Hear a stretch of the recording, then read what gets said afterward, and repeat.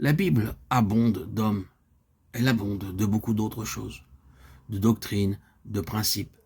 Mais plus que toute autre chose, elle abonde d'hommes. C'est la méthode de Dieu, celle qu'il a choisie, sa méthode originelle pour se faire connaître.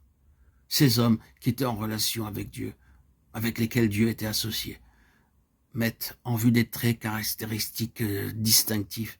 Aucun de ces hommes n'est tout entier acceptable et chaque trait honorable, mais dans chacun, il y a un ou plusieurs traits qui ressortent et le distinguent de tous les autres, et demeurent comme traits caractéristiques remarquables de la vie de cet homme.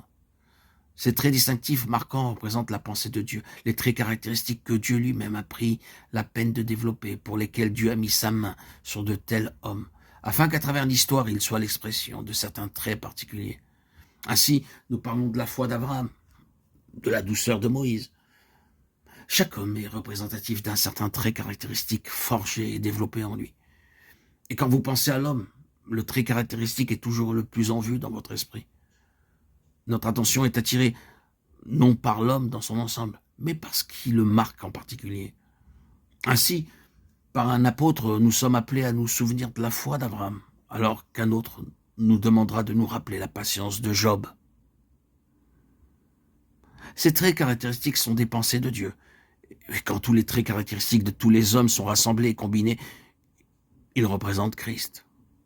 C'est comme si Dieu avait éparpillé un homme sur les générations et que dans une multitude d'hommes sous sa main, il avait montré un certain aspect, un certain trait caractéristique, une certaine facette de ce seul homme, et que cet homme puisse dire: vous sondez les Écritures parce que vous pensez avoir en elles la vie éternelle, ce sont elles qui rendent témoignage de moi.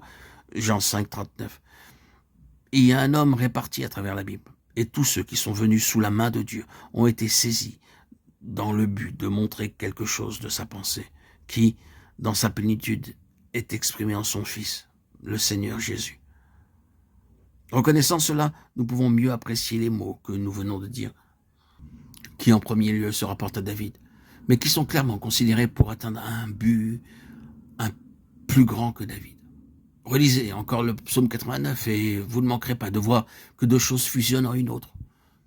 J'ai prêté mon secours à un héros, j'ai élevé du milieu de mon peuple un jeune homme, un élu. Vous devez rechercher un plus grand que David pour voir l'expression complète de cela.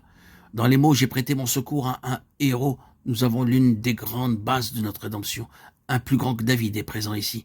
David, dans les principaux traits caractéristiques de sa vie sous la main de Dieu, était une expression de la pensée de Dieu concernant Christ. Vous ne pouvez pas dire cela de la vie de David dans son entier. Vous ne pouvez pas retenir l'affirmation « j'ai trouvé un homme selon mon cœur » pour toute la vie de David. Et dire que lorsque David fut coupable de ceci ou de cette chose particulière qui a troublé sa vie, c'était selon le cœur de Dieu. Nous devons voir exactement dans David et à son sujet ce qui a permis à Dieu de dire qu'il était un homme selon son propre cœur. C'était juste ce qui montrait, indiquait Christ.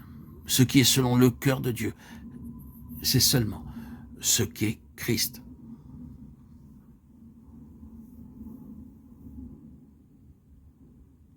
L'Éternel s'est choisi un homme selon son cœur.